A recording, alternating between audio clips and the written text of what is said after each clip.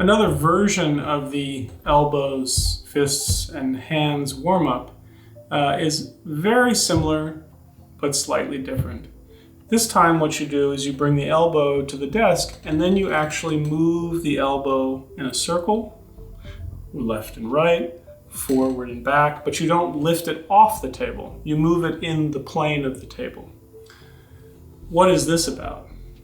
Well, it's really about learning to move way down in your hip joints. Obviously your shoulder has to move too, but rather than stay pitched at a particular angle with your spine at the desk and be able to type a little bit, by staying in the plane of the desk as you move, now your spine has to lean forward, hopefully from the hip joints, using that work in the muscles that flex the pelvis forward around the legs that we talked about.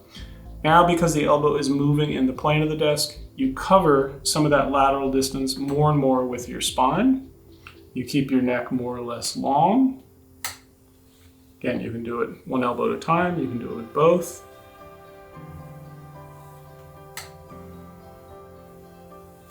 It's just a different constraint on the movement that elicits a little more participation from down in the pelvis. You can also do this with the fists, But again, the idea is not to have the torso and the pelvis passive and you just move arms only. The idea is that the head moves as much as the hands do. In fact, it's almost like I'm trying to keep my head always the same distance from my hands.